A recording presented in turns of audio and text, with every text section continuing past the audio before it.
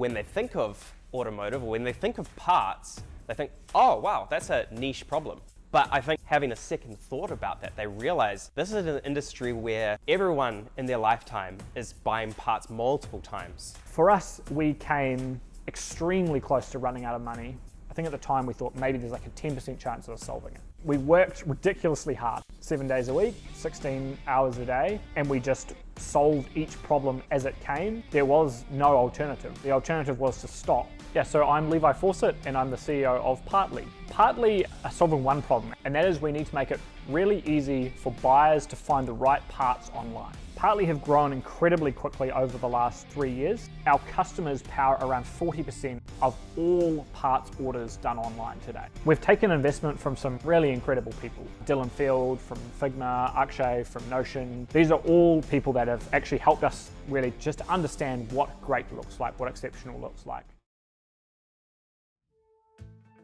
New Zealand is a relatively small country, population of just on 5 million people. As a culture, we have a term called number 8 wire mentality. That essentially means New Zealanders are very good at just figuring out how to solve problems. They'll just find ways to get things done with very little. I had a very unusual upbringing. I was homeschooled most of my life. From very young, 5 or 6, I was fixing things. I fixed cars, tractors, motorbike. I loved solving hard problems. I loved understanding exactly how things worked. I would break things down and really think things through from first principles. And that was just how I learned. Levi and myself have known each other for a very, very long time. I think probably around 5 or 6 years old. We were both homeschooled in a rural community. My family moved overseas. We moved to Indonesia. I lived there for the majority of my teenage years from around 13 to 18 years old.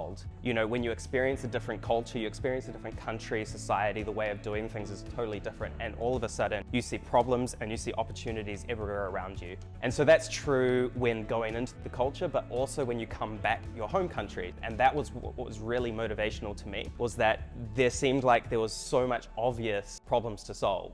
When we first co-founded that original company, we'd always be talking about different business ideas, different solutions to different problems. I'd experienced living in China and experiencing how advanced the e-commerce landscape, how integrated technology was with society and people's day-to-day life. Coming back or having that experience of where New Zealand was at in that landscape, it felt like a step 10 years back into the past. So it was sort of a glaringly obvious problem that someone needed to solve. At the time, Levi had actually constructed a caravan. I had renovated the garage and I'd been living in there, and then Levi parked his caravan in the driveway, and so we had this makeshift very odd group of people all living in this one property, and that's kind of comes down to what we call in New Zealand number 8 why mentality. It was not a good office at all. Every day we would have to fold up the bed, we would take out all of the different bits and pieces from inside,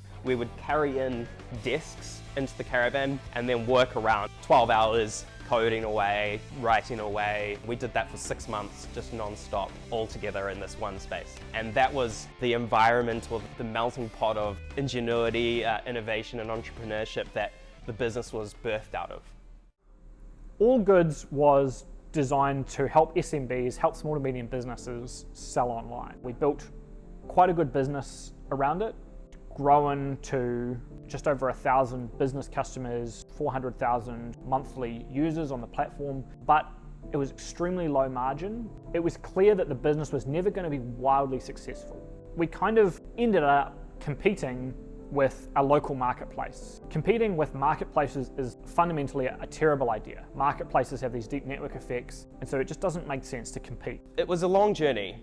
We built this company from nothing. Just a few guys coding away or writing away inside this dark caravan. It was a great sort of deep dive into how do you get your first customers? How do you do any marketing? It was just a wild experience for a young group of 20-year-olds to have this taste of, wow, we could actually do something impactful in the world. On top of that, there were all of these kind of weird dynamics. About 20% of our customers sold parts online. So they were always telling us, hey, can you make it easier? Every other category, most orders were coming from within New Zealand. Parts, 85% were coming from outside of New Zealand. And so the more we looked into this and the more we tied this back to my previous experience building things, it became a lot more clear, real global problem wasn't helping small to medium businesses. We thought about it for a long time. We didn't change the business for about 2 months because Allgoods wasn't failing. It was just not wildly successful, right? And we felt like every week we were doing something that was going to bring us to the next level or cross the line. It took us 2 weeks before we finally said, look, we're going to shut down Allgoods. From day one, we exist in New Zealand, but we're not a New Zealand focused company. A lot of people, when they think of automotive or when they think of parts, they think, oh wow, that's a niche problem.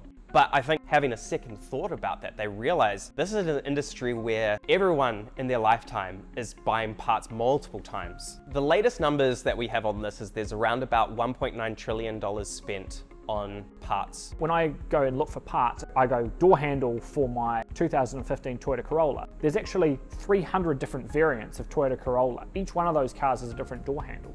The core thesis there was, because there are so many parts and they fit so many different vehicles, because the data is so complicated, as a buyer, I want to put in my exact vehicle, and then I want to see all of the exact parts that fit. That's an incredibly difficult problem. It's painful for me as a buyer, but the question was, can it actually be solved technically at scale? The way we went about proving that was talking to customers. We talked and have continued to talk to hundreds of customers all the time. It's not statistical, it's a bit more anecdotal, but really understanding the business helps a lot. The second thing we did was go talk to buyers, where they were, how they thought, the types of problems they faced. And so I think that's what we did. We tried to really understand based on these conversations and based on information we could find on forums and other. One of the most challenging things I think we've faced, for us, we came extremely close to running out of money. This was during COVID actually. Those times were particularly hard because the enormity of the problem just felt overwhelming. I think at the time we thought maybe there's like a 10% chance of us solving it. That period was one of the hardest. The problem just looked so large and overwhelming that it didn't seem possible for a few people to solve it. There just seemed like there was no path forward. What was really difficult was not so much the lack of money or worried about running out of money, it was more the pressure to turn what we'd been spending the past 3 years on, to turn what we'd been building, the relationships with customers that we'd formed over all of that time, trying to turn that into something bigger. For me, I'd been living without a salary for 3 years at that point. I think we're all very ambitious. I think we wanted to do something very impactful with our lives. It was a moment of taking a step back and really having to think, okay, what are we gonna have to do here? You know, what are we gonna have to do to really achieve our ambitions, to really make the impact on the world that we want to make? We worked ridiculously hard, 7 days a week, 16 hours a day, and we just solved each problem as it came. There was no alternative, right? The alternative was to stop, and then we probably never would have solved the problem. We would have found those natural optimizations. So I think it was just that, just work incredibly hard, didn't give up, and get it in front of customers well before it was ready. I think one of the biggest aha moments, actually, I think it was probably was when we launched with eBay Australia. They were one of our earliest marketplace customers. Within a few months of launching with them, we could see we were increasing their conversion rates enormously. That was really the aha moment for us, because suddenly that was clear the value we were providing, and it was clear that it made a much better buyer experience, which was our number one goal. So I guess earlier on in the Partly story, we're working with smaller businesses, and we discovered that the problem was far more fundamental. It was a case of asking why 5 times to actually get to the root cause. So it really was this layer and layer until we finally reached this fundamental problem. I think the biggest lesson I've learned is who you spend time with and what people you surround yourself with. The people you spend time with are the people that you become more like, and I think that that's proven to be incredibly true. Those are the people that influence each other. So that's probably been the biggest reinforcement of a lesson that I think many people have been taught since they were a child. I would say the number one most important thing is actually to never give up. The thing that separates successful founders or successful companies, I really do think, is just never giving up. The second most important thing is to be brutally honest about the business. Are you really solving a painful customer problem? Make sure that your business can actually make sense and be really honest about it, right? If your plan is to start a company and it'll be free until you figure out how to make money, that is a terrible plan. Finally, to tie all that together in terms of pivoting, I would say you can very clearly see that those fundamentals are not strong. Still don't give up, but Be very willing to really fundamentally shift the focus of the business, and don't be afraid to solve the global problem.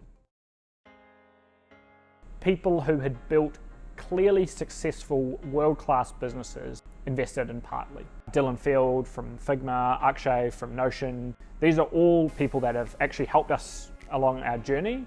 I say that's a lesson learned because this is something that Dylan told me, that everyone has told me, don't sacrifice the quality of the team.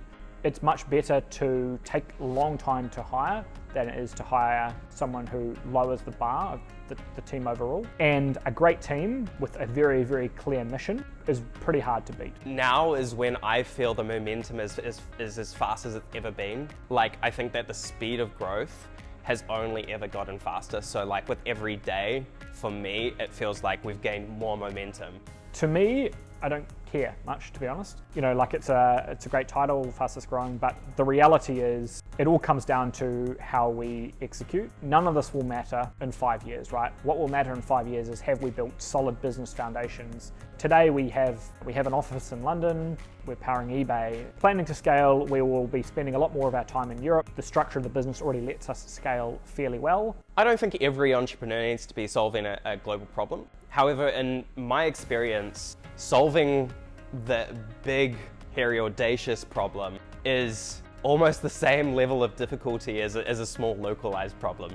If I'm going to put all of my energy, all of my effort, all of my thought and time into solving a problem, I'm going to put that into the big global problem as opposed to a localized problem. The dream for Partly would be to achieve three things. Number one, it would be create value. This is not zero sum. This is to create value for everyone, to make things considerably easy for everyone in the industry. Number two, build a valuable business, right? Create commercial value for everyone in the business. And then number three, it would be to do a lot of good generally. As a company, we're extremely focused on impact, and so we will use that in ways that drives the most impact.